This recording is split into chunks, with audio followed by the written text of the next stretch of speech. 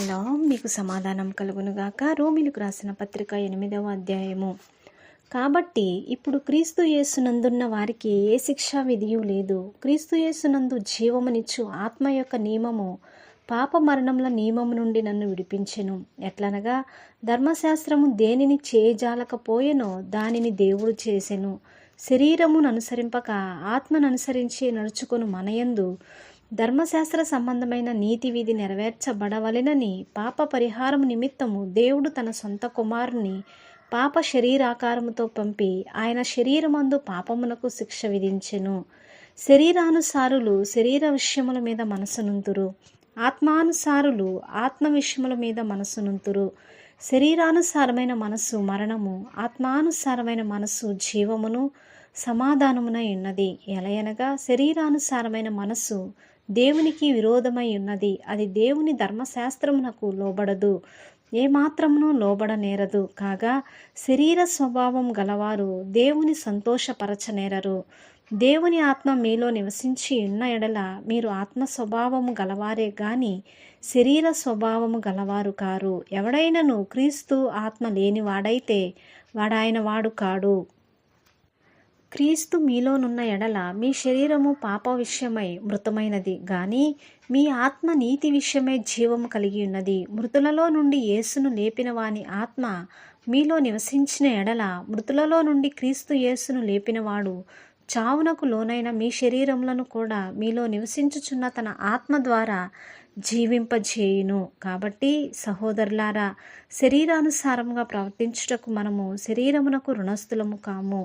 మీరు శరీరానుసారంగా ప్రవర్తించిన ఎడల చావవలసిన వారయిందురు గాని ఆత్మచేత శరీర క్రియలను చంపిన ఎడల జీవించెదరు. దేవుని ఆత్మచేత ఎందరు నడిపింపబడుదురో వారందరూ దేవుని కుమారులయిందురు. ఎలయనగా మరలా భయపడుటకు మీరు దాస్యపు ఆత్మను పొందలేదు గాని దత్తపుత్ర ఆత్మను పొందితిరి. నా ఆత్మ కలిగిన వారమై మనము అబ్బా తండ్రి అని మొరపెట్టుచున్నాము. మనము దేవుని పిల్లలమని ఆత్మ తానే మన ఆత్మతో కూడా సాక్ష్యమిచ్చుచున్నాడు. మనము పిల్లలమైతే వారసులము, అనగా దేవుని వారసులము. క్రీస్తుతో కూడా మహిమ పొందుటకు ఆయనతో శ్రమపడిన ఎడల క్రీస్తు తోడి వారసులము.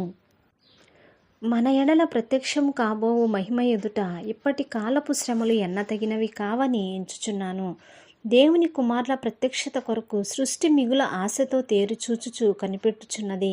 ఎలయనగా సృష్టి నాశనమునకు లోనైన దాస్యంలో నుండి విడిపింపబడి దేవుని పిల్లలు పొందబోవు మహిమగల స్వాతంత్ర్యం పొందుదునను నిరీక్షణ గలదై స్వేచ్ఛగా కాక దానిని లోపరిచిన వాని మూలముగా వ్యర్థపరచబడెను.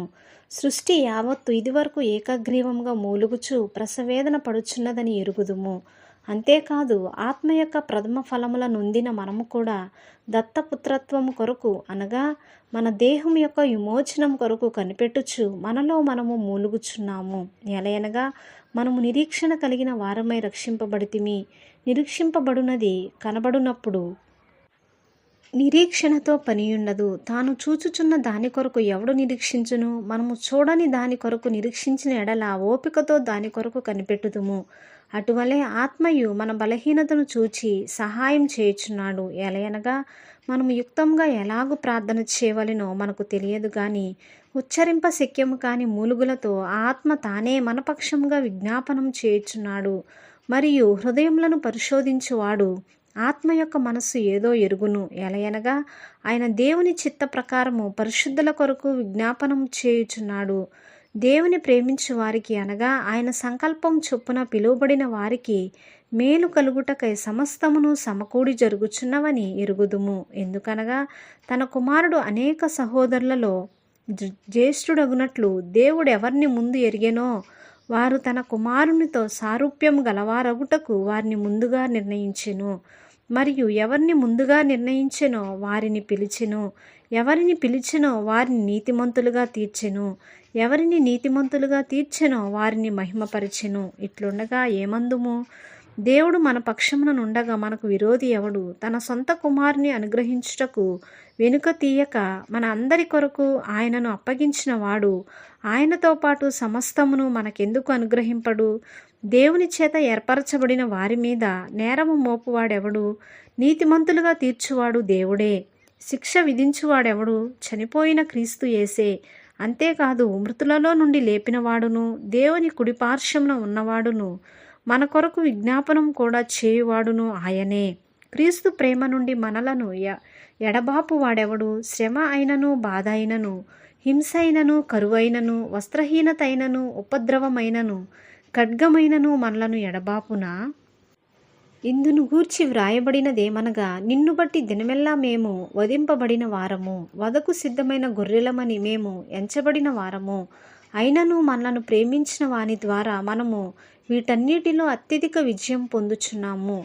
మరణమైనను, జీవమైనను, దేవదూతలైనను, ప్రధానులైనను, ఉన్నవి అయినను, రాబోవునవి అయినను, అధికారులైనను, ఎత్తైనను, లోతైనను, సృష్టింపబడిన మరి ఏదైనను మన ప్రభువైన క్రీస్తు యేసు నందలి దేవుని ప్రేమ నుండి మనలను ఎడబాప నేరవని రూఢిగా నమ్ముచున్నాను. ఆమేన్. దేవుడు తన పరిశుద్ధమైన వాక్యాన్ని దీవించునుగాక.